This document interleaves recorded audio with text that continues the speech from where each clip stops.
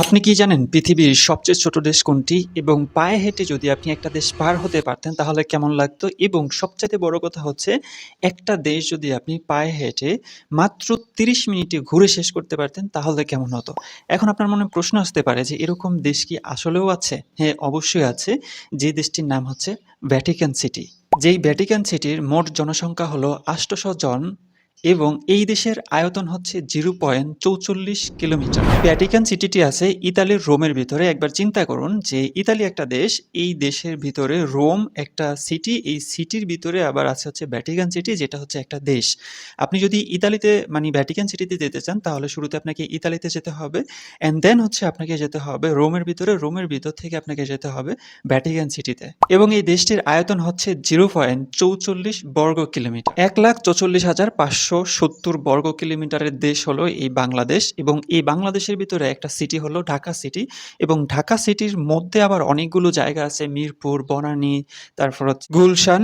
এই গুলশান এরিয়াটাই আছে একটা দেশ হিসেবে। একবার চিন্তা করুন, বাংলাদেশ একটা দেশ, এই দেশের ভিতরে আবার ঢাকা একটা সিটি। এই সিটির মধ্যে যে জায়গাগুলো আছে ওই জায়গাগুলোর কোনো একটা অংশই একটা দেশ হিসেবে আছে। এখন আপনার মনে প্রশ্ন আসতে পারে যে এই ভ্যাটিকান ছোট্ট এই দেশটি কিভাবে দেশ হলো? ভ্যাটিকান সিটি হলো ক্যাথলিক খ্রিস্টানদের ধর্মীয় কেন্দ্রের স্থান, যেখানে থাকেন হচ্ছে পোপরা, যাদেরকে বলা হয় পৃথিবীর যত ক্যাথলিক খ্রিস্টান আছে তাদের ধর্মীয় নেতা হিসেবে। পৃথিবীতে প্রায় ১৩০ কোটি ক্যাথলিক আছে। এই বিশাল সংখ্যার মানুষের আধ্যাত্মিক কেন্দ্র হলো এই ছোট্ট ভ্যাটিকান সিটিটি। ১৮৭০ সালের আগে পোপদের নিজস্ব বড় রাজ্য ছিল এই ভ্যাটিকান সিটি। কিন্তু ইতালি একটি দেশ হিসেবে গড়ে উঠলে তাদের রাজ্য চলে যায়। তারপর দীর্ঘ ৫৯ বছর ধরে পোপরা সেখানেই থাকতেন এবং নিজেদেরকে বন্দী মনে করতেন এবং এই ছোট্ট ভ্যাটিকান সিটি থেকে বের হতেন না।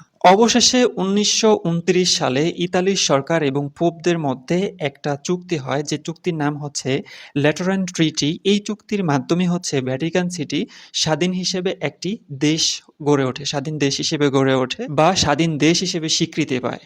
এটা এখন থেকে মাত্র ৯৪ বছর আগের কথা। এখন আপনার মনে প্রশ্ন আসতে পারে যে ছোট্ট একটা দেশের ভিতরে কি কি আছে? প্রথমে আছে সেন্ট পিটার্স ব্যাসিলিকা, পৃথিবীর অন্যতম বড় এবং সুন্দর গির্জা।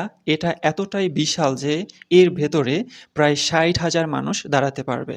ভাবুন তো একবার, ছোট্ট একটা দেশ মাত্র, যার বর্গ কিলোমিটার হচ্ছে 0.44 বর্গ কিলোমিটার এবং যেটার ভিতরে সবচাইতে বড় গির্জা আছে যার ভিতরে ৬০,০০০ মানুষ একসাথে দাঁড়াতে পারবে। তাও আবার এই দেশের জনসংখ্যা হচ্ছে মাত্র ৮০০ জন। এছাড়াও আছে ভ্যাটিকান মিউজিয়াম, পৃথিবীর সবচেয়ে বড় এবং সমৃদ্ধ মিউজিয়ামগুলোর ভিতরে একটি।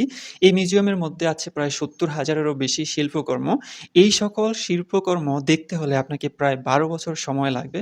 ভাবুন তো কি অদ্ভুত একটা দেশ। এই ভ্যাটিকান দেশটির নিজস্ব রেডিও স্টেশন, নিজস্ব ডাকঘর, নিজস্ব সংবাদপত্র, এমনকি নিজস্ব ফুটবল টিম পর্যন্ত আছে। এখন হয়তো আপনার মনে অলরেডি প্রশ্ন চলে আসে যে এই দেশটির, ছোট্ট দেশটির নিরাপত্তা দেওয়া হয় কিভাবে? অন্যান্য দেশের মতো এই দেশের নিরাপত্তার জন্য সেনাবাহিনী আছে, তবে সেনাবাহিনীর সংখ্যা মাত্র ১৩৫ জন, যা পৃথিবীর সবচেয়ে ছোট সেনাবাহিনীর ভিতরে এক। লাল হলুদ রঙের পোশাক পরেন এই সেনাবাহিনীর নাম হলো সুইস গার্ড। এরা সুইজারল্যান্ড থেকে আসে, একদল তরুণ, যাদের কাজ হলো পোপদের নিরাপত্তা দেওয়া। সবচাইতে খুবই মজার ব্যাপার হচ্ছে এই দেশটিতে কোনো কারাগার নেই এবং যাও একটি আছে সেটা সবচাইতে পুরনো একটি কারাগার এবং এই দেশটিতে পৃথিবীর একমাত্র এটিএম আছে যেটা ল্যাটিন ভাষায় ইনস্ট্রাকশন দিয়ে থাকে। এখন ভাবুন তো আপনার কি মনে হয় যেই দেশের মোট জনসংখ্যা মাত্র ৮০০ জন এবং যেই দেশের আয়তন বর্গ কিলোমিটার হচ্ছে 0.44 বর্গ কিলোমিটার, সেই দেশটি কি আদৌ কোনো একটা দেশ হতে পারে?